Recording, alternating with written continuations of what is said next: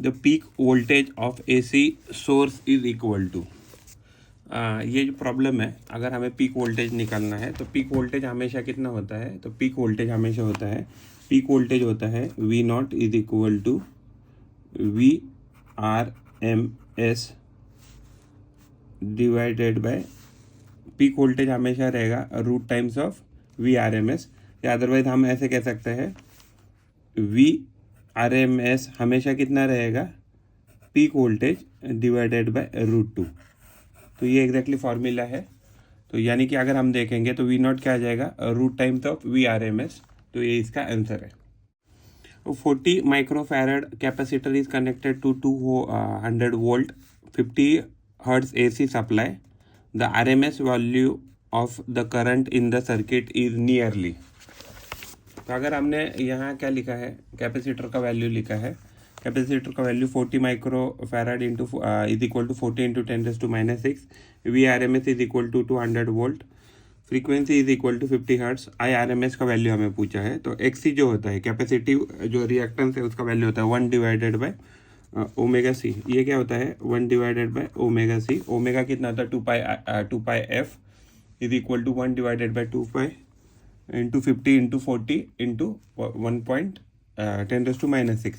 तो अगर हम ये कैलकुलेट करें तो XC का वैल्यू हो जाएगा 250 डिवाइडेड बाय पाई ओहम आ जाएगा। तो अगर हम VRMS की बात करते हैं तो VRMS की वैल्यू आ जाएगा IRMS is equal to VRMS divided by XC। तो अगर इसमें सब वैल्यू डाल देंगे हम तो ये क्या आ जाएगा 200। VRMS हमें यहाँ दिया है 200 और जो XC का वैल्यू हमने यहाँ से कैलकुलेट किया है, तो ये अगर इसका वैल्यू डालते हैं तो ये वैल्यू आ जाएगा 2.5 ampere. The variation of EMF with time for 4 types of generator as shown in the figure, which among them can be called as the AC। तो देखिए यहाँ निगेटिव से पॉजिटिव जा रहा है, वैल्यू वापस निगेटिव हो रहा है, यहाँ एग्जैक्टली पॉजिटिव है, यहाँ निगेटिव हो रहा है, यहाँ पॉजिटिव है, यहाँ निगेटिव हो रहा है, यहाँ पॉजिटिव है और यहाँ निगेटिव हो रहा है। तो अगर हम देखेंगे ये, और ये ग्राफ कैसे है, E वर्सेस T का ग्राफ है। हमें क्या पता है, EMF of a rotating conductor कितना होता है, E is equal to -d∅/dt होता है। तो φb क्या होता है, यहाँ magnetic flux of a conductor होता है। तो यानी कि EMF generated is a varying function of a time with opposite polarity. So all the graphs, यानी कि जो ऑल द ग्राफ जो हमें दिए हैं वो क्या पॉजिटिव और निगेटिव दोनों दिखा रहे हैं। तो इसके वजह से क्या हो जाएगा, जो चारों के चारों जो ग्राफ हमें दिए हैं तो ये क्या आ जाएंगे, ये जो सॉल्यूशन है इसका, तो इसका सॉल्यूशन हो जाएगा, क्योंकि वो पॉजिटिव निगेटिव है कंटिन्यूसली अल्टरनेटिवली अगर ये वैल्यू अचीव कर रहे हैं, तो इसलिए जो भी ये वैल्यू है तो ये कौन सा है, तो these are the solution of the graph all four. The RMS value of a potential difference V shown in the figure is. तो हमें ये कुछ वैल्यू दिया है V0 से T/2 तक हमारा वैल्यू कितना रहेगा, V0 रहेगा। T/2 से T तक हमारा वैल्यू 0 रहेगा वोल्टेज का, एंड वापस T से तो आगे जाके ये साइकिल क्या हो रहा है, alternatively means after every T/2 time के बाद ये मान लीजिए कंटिन्यू चल रहा है। तो एग्जैक्टली इसका सॉल्यूशन क्या है, इसके सॉल्यूशन की बात करते हैं। तो ये क्या है, V इक्वल टू V0 है, ये हमने इसका डेरिवेशन किया है। अगर हम नीट की बात करते हैं तो इतना डेरिवेशन के लिए आपको ज़रूरत नहीं है, आपको सिर्फ ध्यान रखना है VRMS का जो भी वैल्यू आता है वो हमेशा जो पीक वैल्यू वोल्टेज रहता है वो डिवाइडेड बाय 2 रहता है। हम ऐसा भी कह सकते हैं V0 जो होता है वो होता है रूट 2 टाइम्स ऑफ VRMS। तो ये आपको फॉर्मूला याद रखना है और ये इसका सॉल्यूशन आ जाएगा। 2 cables of a copper are of equal length. One of them has a single wire of area of cross section A, while the other has 10 wires of cross section area A divided by 10 each.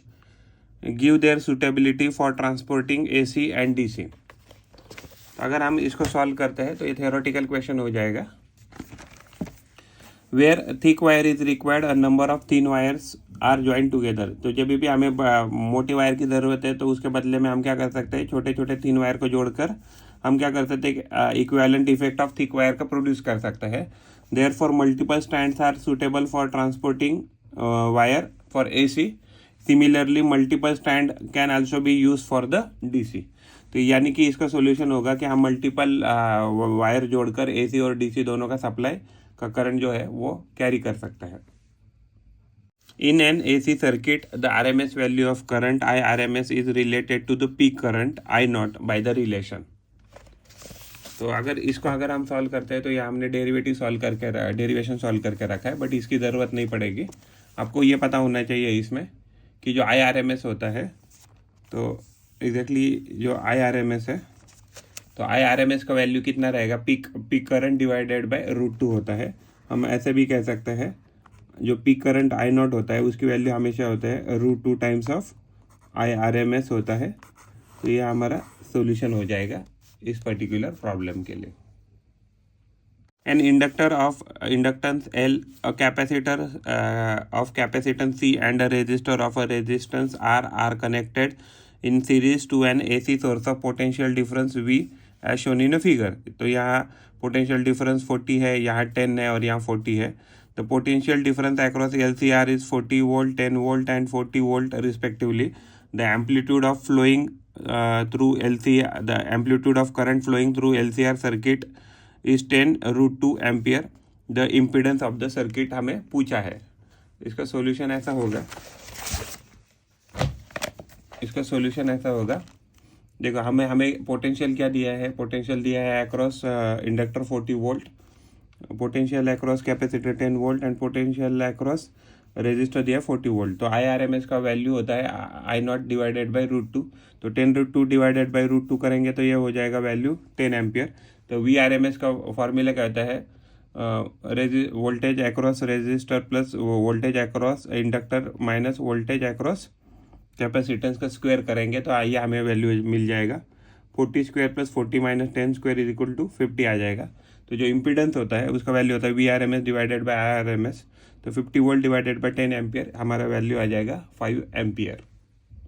A series LCR circuit is connected to an AC voltage source. When L is removed from the circuit, the phase difference between current and voltage is pi/3. If instead C is removed from the circuit, the phase difference is again pi/3. Difference between current and voltage. The power factor हमें क्या पूछा है, the power factor of the circuit is. अगर हम इसको solve करते हैं तो एग्जैक्टली जो LCR सर्किट है उसका फेज डिफरेंस होता है phi is equal to tan inverse XL minus XC divided by R, where when L is removed तो XL 0 हो जाएगा. तो phi is equal to tan inverse of minus of XC divided by R and tan phi का value आ जाएगा mod of XC by R. अगर हम C को रिमूव करते हैं तो XC 0 हो जाएगा और phi is equal to tan inverse of XL divided by R and tan phi का वैल्यू हो जाएगा XL डिवाइडेड बाय R. तो हमें 1 और 2 से क्या पता लगता है, अगर मैग्नीट्यूड की बात करें तो XL और XC क्या हो गया, इक्वल है. तो इसका मतलब इम्पीडेंस का वैल्यू हो जाएगा square root of R square plus XL minus XC square. तो अगर ये तो इक्वल है तो ये 0 हो जाएगा. तो यानी कि Z किसके बराबर आ गया, R के बराबर आ गया. तो पावर फैक्टर क्या होता है, R डिवाइडेड बाई इम्पीडेंस. तो R इम्पीडेंस क्या है, तो R ही आ गया. तो R/R, तो पावर फैक्टर आ गया 1. AC circuit when connected to an AC source of 12 volt gives a current of 0.2 ampere.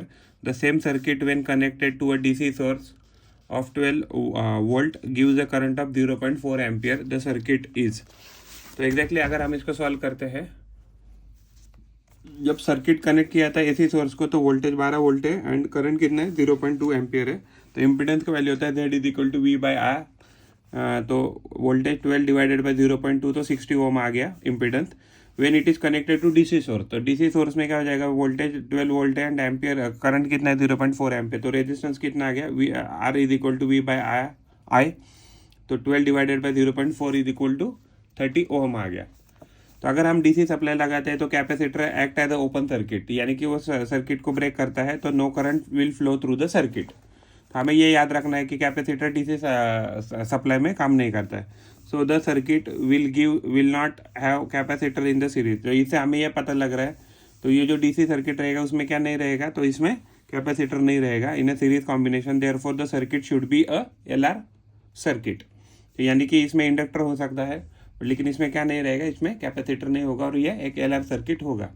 Figure shows a circuit that contain 3 identical resistors with resistance R is equal to 9 ohm each, 2 identical inductors with inductance L is equal to 2 millihenry each, and an ideal battery of EMF equal to 18 volt, the current I through the battery just after the switch close. तो हमें immediately just after the switch is close हमें उसका condition बताना है। तो जैसे हमारा switch close किया तो क्या हो जाएगा कि एग्जैक्टली ये ओपन सर्किट, यहाँ जो इंडक्टर था ये ओपन हो जाएगा, यहाँ जो इंडक्टर था ये ओपन हो जाएगा और कैपेसिटर एज अ वायर की तरह बिहेव करेगा। तो ओवरऑल हमारा सर्किट कैसे बनेगा, यहाँ एक रेजिस्टर रहेगा, यहाँ एक रेजिस्टर रहेगा जो दो पैरेलल में है। तो और उसकी वजह से क्या होगा, तो इक्विवेलेंट रेजिस्टर क्या हो जाएगा पैरेलल में होने के कारण R/2 इज इक्वल टू 9/2 ओम। तो बैटरी ऑफ द EMF कितना दिया है हमें, तो 18 वोल्ट दिया है। Then current in the circuit is equal to current I is equal to V/R। तो वोल्ट कितना है 18 और ये रेजिस्टेंस कितना है 9/2, तो ये 2 ऊपर गया तो 18 इंटू 2 तो ये हो जाएगा 4 ampere after calculation. An inductor 20 milli henry, a capacitor 100 microfarad and a resistor of 50 ohm are connected in a series। यानी कि LCR सर्किट बना दिया हमने। across a source of EMF V equal to 10 sin 314t, the power loss in the circuit is। हम इसको कैसे solve कर सकते हैं, तो जो हमें पता है इम्पिडेंस क्या होता है, इम्पिडेंस Z होता है AC सर्किट में, तो Z इज इक्वल टू होता है R² plus XC minus XL bracket square. हम XL माइनस XC भी कर सकते हैं, कोई प्रॉब्लम नहीं है क्योंकि ये अदरवाइज स्क्वायर करने वाला है। तो XC क्या है कैपेसिटिव रिएक्टेंस है, XL क्या है इंडक्टिव रिएक्टेंस है। तो L का वैल्यू हमें दिया है 20 मिली हेनरी, C का वैल्यू दिया 100 माइक्रोफैरड एंड R का दिया है वैल्यू 50 ओम। V जो है वो उसका वैल्यू है 10 साइन 314t। तो ओमेगा इसमें क्या आ जाएगा, ये आ जाएगा 314। तो XC का वैल्यू होता है 1/ओमेगा C एंड XL का वैल्यू होता है ओमेगा L और ओमेगा का वैल्यू होता है 2πf होता है, ठीक है। तो Z जो होता है, तो Z का वैल्यू हो जाएगा इस फॉर्मूले में अगर हम डालते हैं तो 50 square plus 1 divided by 314 multiplied by 100 into 10⁻⁶ minus 314 into 20 into 10⁻³ का ब्रैकेट स्क्वायर। तो Z आ जाएगा हमारा 56 ओम। तो पावर फैक्टर का पावर लॉस जो है उसका formula P average is equal to V/RMS divided by Z square into R। ये वैल्यू डालने के बाद हमारा वैल्यू हो जाएगा 0.79 watt. Small signal voltage VT is equal to V0 sine omega T is applied across an ideal capacitor. तो यानी कि आइडियल कैपेसिटर है, तो हमें नीचे ये अलग अलग ऑप्शन पूछे हैं। तो इसका सोल्यूशन क्या हो सकता है, अगर हम प्योर कैपेसिटिव सर्किट की बात करते हैं यानी कि उसमें सिर्फ कैपेसिटेंस ही काम कर रहा है, तो फाई जो होता है फेज डिफरेंस वो क्या आ जाएगा π/2 रेडियन आ जाएगा। तो करंट क्या हो जाएगा, current is ahead of voltage in capacitive circuit में। तो इसका फेज डिफरेंस का एंगल हो जाएगा π/2। तो इसकी वजह से क्या हो जाएगा, पावर जो होता है, पावर का फॉर्मूला होता है VI cos φ। तो फाई क्या है, तो कॉस फाई क्या है, तो फेज डिफरेंस का एंगल है जो π/2 है। cos 90 कितना होता है, तो 0 होता है। पावर होता है, फिर पावर आ जाएगा VI इंटू cos 90 ओवरऑल, फिर ये वैल्यू 0 होने के कारण ये वैल्यू आ जाएगी हमारी 0। तो कैपेसिटिव जो सर्किट है उसमें पावर कितना आ जाएगा, तो 0 आ जाएगा। An inductor 20 milli Henry, a capacitor of 50 microfarad and resistor 40 ohm are connected in series across a source of EMF V is equal to 10 sin 340t। The power loss in a circuit is। तो अगर हम इसको solve करते हैं तो inductor का value 20 milli henry, capacitance का value 50 microfarad and resistance equal to 40 ohm. तो V इक्वल टू हमें दिया 10 sin 340t दिया है। तो V इक्वल टू आता है V0 साइन ओमेगा T। तो ओमेगा का वैल्यू हमारा 340 है। पावर लॉस पूछा है, तो पावर लॉस का फॉर्मूला आ जाएगा I² इंटू R। तो इसको अगर हम वोल्टेज में लिखेंगे तो ये हो जाएगा E divided by Z square into R। तो इसकी अगर हम बात करते हैं तो जो है EV है, तो इसका वैल्यू हो जाएगा 10/√2। तो ये हमें दिया है, तो ये V0 है तो उसका वैल्यू कितना आ जाएगा 10 डिवाइडेड बाई √2 स्क्वायर। और ये जो है ये इसका वैल्यू आ जाएगा R का वैल्यू 40 और उसके बाद जो Z है तो Z का वैल्यू क्या आ जाएगा 1 डिवाइडेड बाई, एक्चुअली यहाँ हमने इसका वैल्यू लिखा है Z का, तो square root of R² plus XC minus XL का ब्रैकेट स्क्वायर।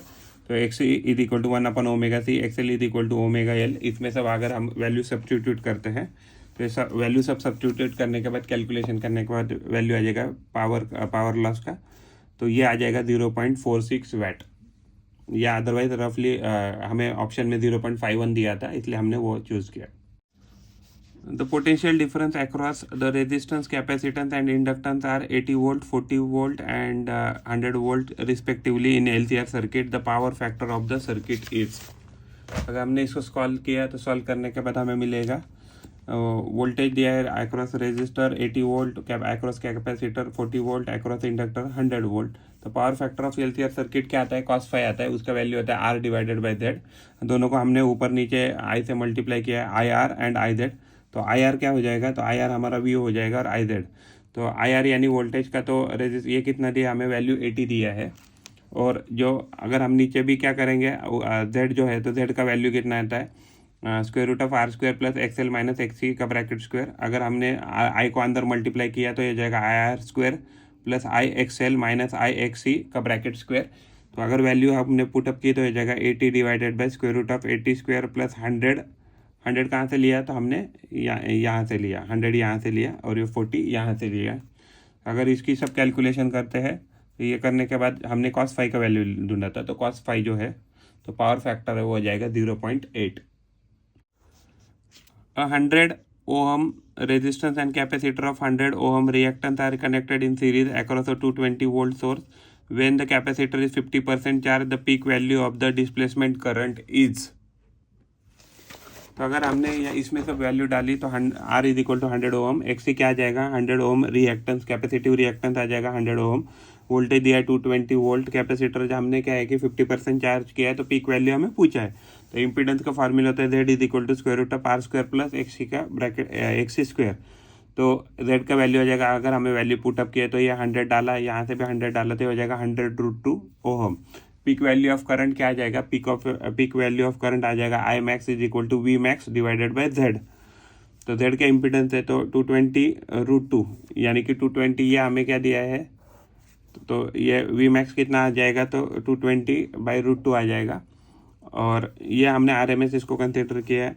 और ये क्या है जेड, तो जेड क्या है 100√2, यहाँ से हमने कैलकुलेट किया है. तो ये ओवरऑल वैल्यू आ जाएगा पुटअप करने के बाद 2.2 ampere. Resistance R draws power P when connected to an AC source. If an inductance is now placed in series with the resistance such that impedance of the circuit becomes Z, the power drawn will be. तो पहले क्या था, resistance लगाया था, तो resistance लगाने के बाद उसमें क्या लगाया, इंडक्टेंस लगाया. तो अभी हमें पूछा है कि पावर क्या एग्जैक्टली सर्किट देगा. अगर हम इसको सॉल्व करते हैं तो resistor connected to AC source, power आ जाएगा V R M S into I R M S equal to V R M S into V R M S divided by R. हमने क्या लिखा, आई आर एम एस को V R M S divided by R. तो हमें क्या मिल जाएगा, तो V R M S square is equal to P dot R, ये वैल्यू मिल जाएगा. व्हेन इंडक्टर अगर कनेक्टेड किया in series with the resistor, तो पावर जो है आएगा नया पी डैश क्या आ जाएगा, V R M S dot I R M S cos phi, यानी कि दोनों का फेज डिफरेंस. तो फाई क्या है, तो फेज डिफरेंस है. तो P dash is equal to V R M S square divided by R, तो ये हमने वैल्यू लिखा है, and plus R square divided by Z square. तो वी आर एम एस का वैल्यू कहाँ से लिखा, हमने यहाँ से लिखा पी आर, और यहाँ से ऑलरेडी इस आर से ये आर कट हो गया, तो ये हो जाएगा R divided by Z square. तो ओवरऑल पी डैश का वैल्यू हो जाएगा P R square, P dot R square divided by Z square. तो अगर हम इसको पी को बाहर निकाले तो क्या हो जाएगा, R divided by Z square, जो हमारे ऑप्शन में दिया था. Series R C circuit is connected to an alternating voltage source. Consider two situation. Capacitor में when capacitor is air filled, यानी कैपेसिटर में सिर्फ एयर है, या दूसरा कंडीशन है कि जिसमें कैपेसिटर में माइका फील्ड है. तो हमें वोल्टेज जो है, पहला कंडीशन और दूसरा कंडीशन, इसमें रिलेशन बताना है. तो वी ए क्या है, जो वोल्टेज व्हेन उसमें एयर भरा है, और ये बी यानी कि जब उसमें माइका भरा है. तो अगर हम उसमें कमेंट करना है तो हमें क्या पता है, एक्स सी जो होता है उसका वैल्यू होता है 1/1 ओमेगा सी. तो ये उसका वैल्यू आ जाएगा 1/2 पाई एफ सी. आई का वैल्यू आ जाएगा वी डिवाइडेड बाई इम्पीडेंस, तो V divided by square root of R square plus 1/2 pi F C का ब्रैकेट स्क्वायर. तो ओवरऑल इसको सॉल्व करते हैं तो हो जाएगा 2 pi F C dot V divided by square root of 4 pi square F square C square R square plus 1. तो voltage drop कितना आ जाएगा, तो वोल्टेज ड्रॉप आ जाएगा V C is equal to I into X C. तो यह हो जाएगा value 2 pi F C dot V divided by square root of 4 pi square F square C square R square plus 1 into X C का value क्या है 1 divided by 2 pi F C. तो overall ये value cut जाएगी और यहाँ बचेगा voltage. उसके बाद आएगा square root of 4 pi square F square C square R square plus 1. तो जब माइका शीट हमने इंट्रोड्यूस करेंगे तो क्या हो जाएगा, कैपेसिटेंस इंक्रीज हो जाएगा। अगर डिनोमीटर इंक्रीज हो रहा है तो ये क्या वैल्यू हो जाएगा, डिक्रीज। तो voltage across the capacitor will decrease. This is the solution. A coil of self-inductance L is connected in series with a bulb B and AC source. Brightness of the bulb decrease when। तो हमें exactly बताना है कि brightness कब decrease होगा। तो देखिए ये सर्किट है, यहाँ एक इंडक्टर है, मान लिया एक रेजिस्टर है और एसी सर्किट में जुड़ा है। तो ई क्या है, वोल्टेज ऑफ एसी सोर्स है, यानी कि ये वैल्यू सपोज ई है, तो एक्सएल क्या आएगा, तो ओमेगा एल आ जाएगा। ओमेगा का वैल्यू कितना आता है, 2πf। तो यहाँ ज़रूरत नहीं, लेकिन I is equal to E divided by क्या आएगा, square root of omega square L square plus R square. तो जो इंडक्टर होता है, इंडक्टर का वैल्यू कितना आता है, तो उसका आता है mu not mu R N square A area divided by length, यानी कि रॉड का जो भी लेंथ रहेगा। तो जो ये रहता है सेल्फ इंडक्टेंस, जो रहता है सेल्फ इंडक्टेंस से डायरेक्टली प्रोपोर्शनल में क्या आता है, म्यू नॉट कांस्टेंट है, लूप का नंबर ऑफ लूप्स कांस्टेंट है, एरिया भी कांस्टेंट है, लेंथ भी कांस्टेंट है। तो लेंथ सेल्फ इंडक्टेंस किस पे डिपेंड कर रहा है, तो म्यू आर पे। तो व्हेन रॉड इज इंसर्टेड, जब रॉड इंसर्ट हो जाएगा तो क्या हो जाएगा, एल इंक्रीज हो जाएगा। तो अगर एल इंक्रीज हो जाएगा तो क्या हो जाएगा, देयरफॉर आई डिक्रीज हो जाएगा। तो आई डिक्रीज हो जाएगा, क्योंकि उसका इंडक्टेंस अगर बढ़ेगा तो ओवरऑल आपका क्या होना चाहिए, अगर ये वैल्यू अगर बढ़ेगा, इंडक्टेंस में ये वैल्यू बढ़ेगा, तो ओवरऑल ये वैल्यू आपका ड्रॉप होने वाला है। ये दिस इज द सॉल्यूशन।